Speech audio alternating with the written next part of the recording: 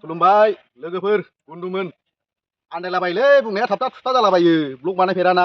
नै जोंनाव सासे आलासि फैदों बिजनिनि डाइरेक्टर बिथांखौ आङो माने न'आव फैदोंमोन नालाय ओमफ्राय न'आवलाय मा खालामबाय थानो होननानै जोंनि आमथेखानि ससे साहा मोनसे हाजो दं नालाय बे हाजोआव आङो माने बेखौ हांसो जाहोहैसै होननानै डिसिसन लाबाय आरोखि दा नोंथांमोनाबो नुलांगोन जेनेबा एसे देखायगोन क्लिप्सनो दा जोङो बेनिफ्राय स्टार्ट खालामजेनबाय बे हांसोआ बे हांसो सेना 20तासो दङ आंनाव बिराद बुरजा फिसिदोंमोन आं हांसो लकेलबो दङ माने बिराद बुस्थु फिसिनो बिराद मोजां मोनो आं तुर्की दङ माबा माबि दंलाजोबो आंनाव सेसा थेसा माबा माबिनो जायखिया दा नुलांगोन जायखिया बे आलासिया सोर दायो नोंथांमोननो देखायनोसै आङो होजों सहैब्ला दा नुजाथ'नो लाजिदोंनो बिथाङा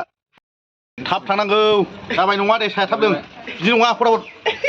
नै मोननैसै जाबाय हा लेट खालामोलै नोङो सब समाय थाब थांनांगौ माला मोननांगौ मानांगौ थो गाखोहैदो गारियाव थाब खारदो खारदोरा फैसा हाखु दाखुजों थोद जायालै खदालजों मा लोङा नोंलाय आदसा जोङो जे दहाय मावरिया हाजोआव थांनो होनदोंमोन माने जों दा बेयाव थांनाय जायासै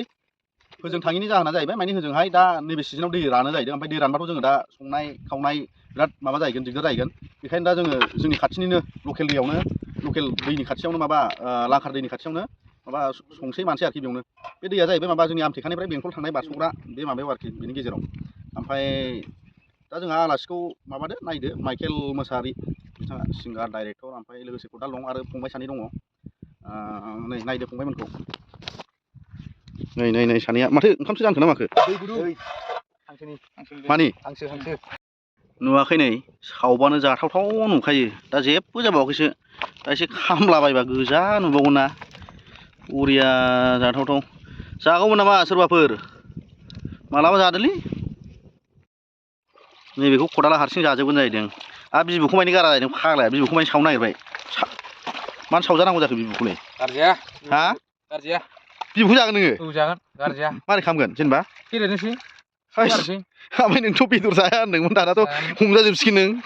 आंथ' दा दाइलगसो दाबो जाया नोंसोरसो जायो जानाय सिननाय खेबना होगोन आं जेबो मिथिला आङो दा मिथिबाय ओरैनोसो होनदोंलै रायजोबा गाज्रि मोना बेदर जाखायाना नोङो नायदो अबे महर अबे एंगेलजों नायनानै बेदर जायै साइस नुदों दाउदैफ्रा खनसेनो दैथामाव अरनाङानो होनबाय दा ग्ल'बसो थाङो खुगाफोरखौ नायब्रा बिसि गुवार नायलाय फाग्लासो जागोन हाथायफ्राथ'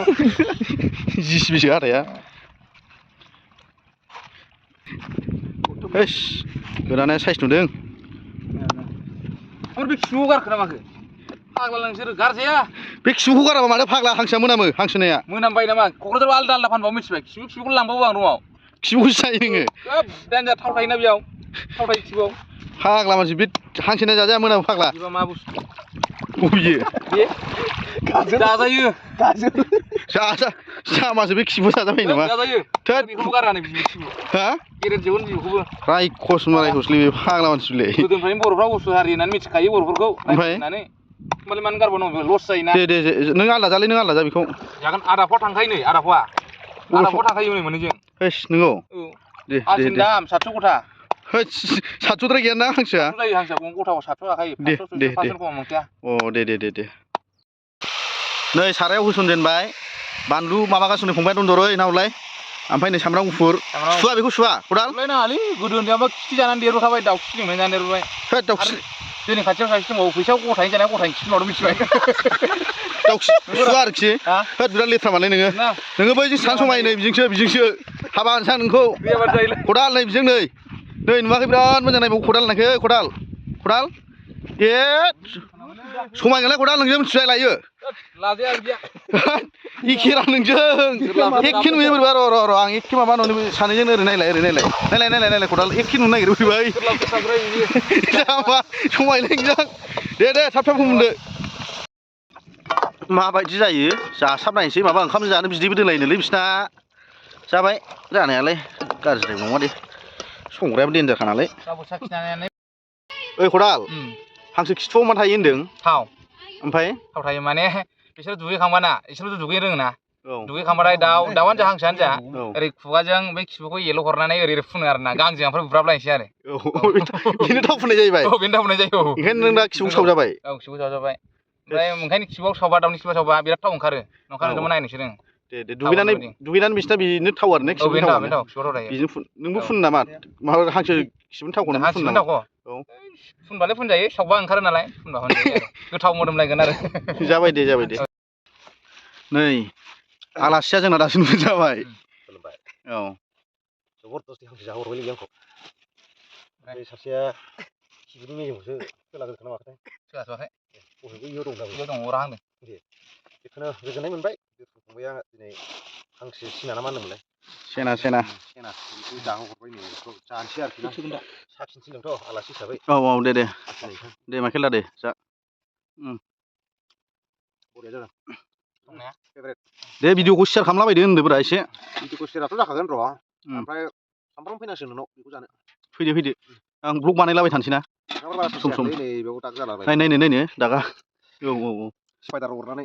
हिनजाव लानांगौ समावसो बिदि जाबा मारै जानांगौलै जायाखै गवा ओमफ्राय नोङो संनायाव मा हागोन हाया संनायाव औ दाबुंसै मास्टार शेफआव देनजारसै आङो माथो गोखाखौनो गोदै बानायलाबायो नोङो गोखाखौनो गोदै बानायबावो आङो खायला ओमफ्राय गोखा माबाया अदासिया बेफोरखौ सोरबा गोदै बानाय रोङाबा आंना सोंहर सिनि मोननाय नङा दै गोखैखौ ओमफ्राय मा बानायो नोंलाय गोखैखौ गोखा होद दोनजालाय नों जाबाय दाबुंसैलै बारा लावद्रायगोनलै भिडिअआ नायनो बागोन ओइ जाबाय दे माइखेल दा होमबा नोंसोर जाबाय थादो नों जानांला जोंखौ जाबाय थादो होनबाय नालाय आं बेसे जागोन र' नोंसोर जाबाय थादो होननायखाय गाव जालासो जोबदों फंबाया ब्लगार जाबाय दिनैनिफ्राय है ब्लगार नङा ओरैनो टाइम पास भिडिअ माबा थानायनि औ टाइम पास ब्लगार औ शेयार खालामना होदो रायजोफोर औ शेयार खालामना होदो नै जोंना ओमफ्राय दन्दर फंबाया दे जाबायलै बन्दुमोन लोगोफोर जों जाबाय थानोसै एसे शेयारफोर खालामलाबायना होदो अननानै बिदाफोरखौ फंबायफोरखौ ना होमबा दे दोननोसै मालाबा नेक्स्ट भिडिअफ्राव लोगो मोनसिगोनलाय दे खदाल बुंना होदो एसे अननानै बयबो सापर्ट खालाम लाइक कमेन्ट शेयार खालामना होदो बेल आइकनफ्राव दोना हो थें थें थां थां थें होनलायलायनाय आरोना दे खुलुमबायलै खुलुमबाय